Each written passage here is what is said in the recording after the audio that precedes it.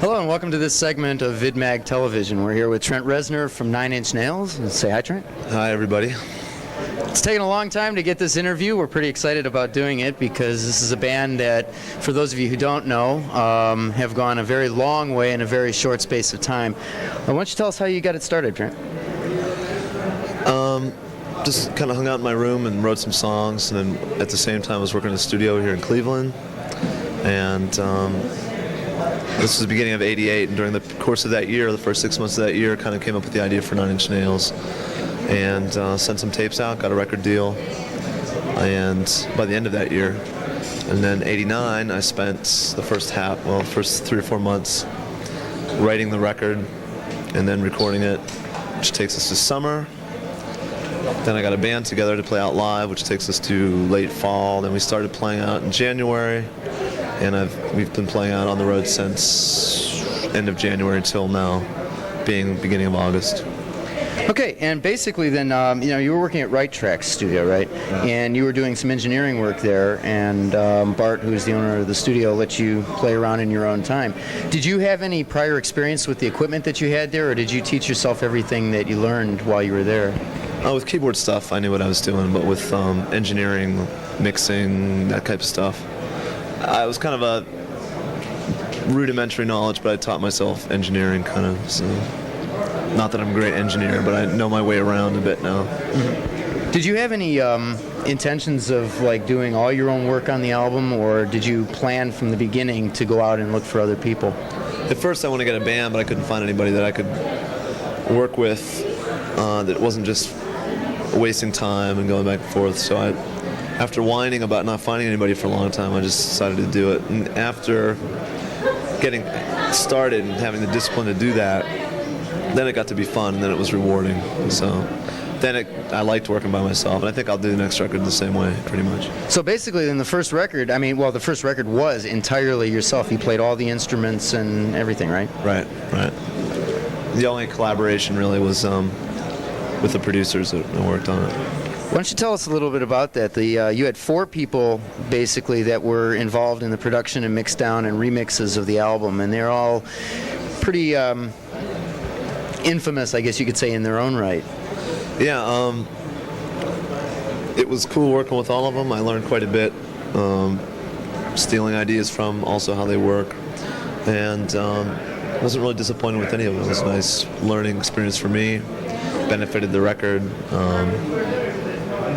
It was surprisingly easy to get them involved. I just sent them a tape, and they called back and said, hey, let's do it.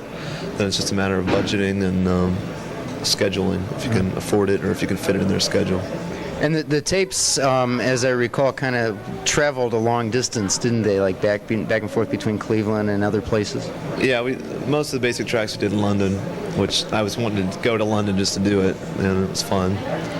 And then the rest of it some of it was mixed, and some of the basic tracks were in Cleveland, and some of the mixing was in New York. So I figure if I can get a free trip out of it, why not? Right, hey, I don't blame you.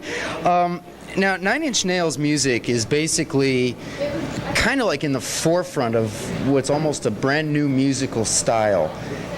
Did you do this intentionally, or, obviously you had influences from some of the people that you had worked with in the production, but were you aware of the fact that you were breaking new ground at the time you were doing it?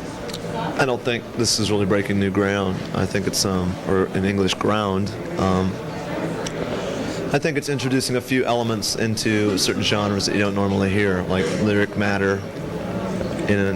Some of the lyrics in this stuff, I don't think is what you normally hear with more aggressive industrial synth type stuff. I don't think I've done anything amazingly new. I think what I've done is make a record that is more accessible than one might think at first. I don't know why that is. And I've thought a lot about it. But I just tried to make an album that had some depth to it, that incorporated things I liked from groups I'd liked growing up or records I'd really liked. So I think it's just, what I hope to do in the future, rather than say, here's this new form of music, it's nothing more to me, or what I'm looking to do, since I'm not making any sense now, is put things together that don't normally go together to make potentially a new thing, but comprised of very distinct. To me, the record sounds like there's a definite tip of the hat to the Ministry kind of industrialness, more sensitive lyrics, Chvrches, Dada-ish type lyrical approach, stuff like that. I've got some new ideas that I want to throw together and see what comes out. And it might just be a load of crap, but it might be all right. Well, you never know until you try, right? Actually, you started to move into the area of the next question I was going to ask, because the songs that you do write about, for the most part, a lot of the topics have already been done by these other groups, as you mentioned, but your approach is different to them. Do they come from like personal experience, or like just things that you see around you, or how do you write the songs? When I started doing it, I didn't want to put out like a macho man rock tough album so much as just, and I have no real worldly political beliefs. I'm not really interested in changing the world per se. So I just concentrated on what I could speak about with authority, which is how I felt about certain things. So it just turned into being a very introspective, kind of small-scale personal record. And I just wrote about what was bothering me and what was in my head, The I in the songs is me, so it's like, I don't know. And it's not all, people start thinking you have terrible love life or horrible traumatic childhood. It's like, no, I feel certain ways about certain things. I don't know.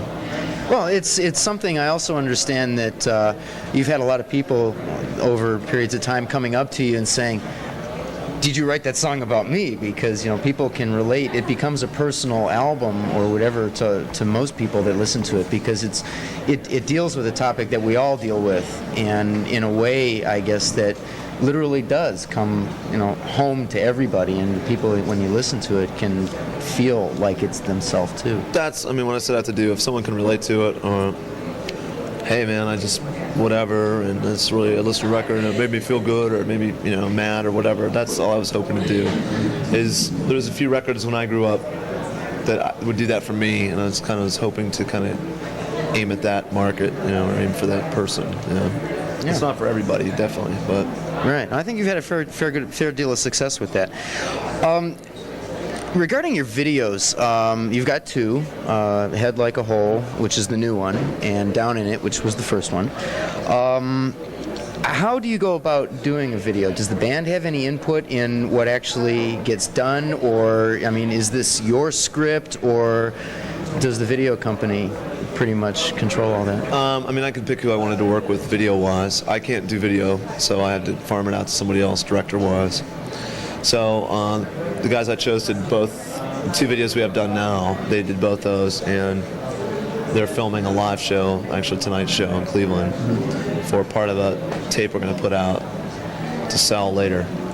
Anyway, they're called H-Gun. They're from Chicago. I liked them because they did Stigmata, which I thought was a great video. Very anti-MTV. I hate MTV. I hate the videos that are on MTV. And someone said, name your favorite 5 videos, and I can't name 2 that I think are good. And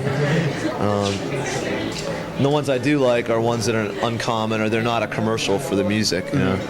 But when you try to talk a record label into spending X amount of thousands of dollars, which is quite a bit, for a piece of art that the main outlet for that art won't show it, like MTV, if there's anything remotely different or unusual or maybe disturbing, then you can't, won't make it. It's got to be mindless and dumb and look like all the rest of them and promote the product, which is the music. So, anyway, the first video, Down in It, I set up the guidelines of I didn't want it to be a lip sync video. I didn't want it to be a literal interpretation of all my lyrics, and just abstract and not really show the band very much. And we toyed around with the idea. They introduced the idea of it being about suicide, which is not what the song was about, really, as far as I can tell. And we did it, and I thought it was all right for what we did at the time. I had like a whole, I had a very in-detailed treatment for what the video should be like, and talked to H-Gun again, and we kind of mutated that into what it is now, which is basically the elements that I wanted to incorporate in the video. Some live performance, and a kind of playing up the ritual aspect of the music was based on a couple Aborigine tribal loops I got somewhere, and just to kind of get this thing to where like almost our performance turns into a strange ritual-like thing. And it came out about 80% of what I'd originally thought. Things change as you do them, and I always keep it open so they can do that. And we're doing a new one now for Sin, which will not be on MTV. I can 100% guarantee that. So it'll be on our tape that we put out, though. So and clubs will have it if they dare play it, but it's going to be pretty. Well, too. That's what shows like VidMag are there for as well, is to give outlets that other places strong want stuff. to. So it'll be a good test to see how open any station really is. Well, I'll tell you, if the cable company doesn't say anything about it, and they usually don't for things, and it's just a couple of minor little things that they won't let go through, but we shouldn't have any problems with it. Now, this is a band, as I mentioned when we first started the interview, that's come a very long way in a very short space of time. You had your first show last November at the CMJ as this form of the band. Since then, you've gone on tour with Peter Murphy, which is the last tour, and the one immediately before that was opening for Jesus and Mary Chain. And that seems to be fairly unprecedented for a new band of like your nature. And how does that affect what you do and how you do it?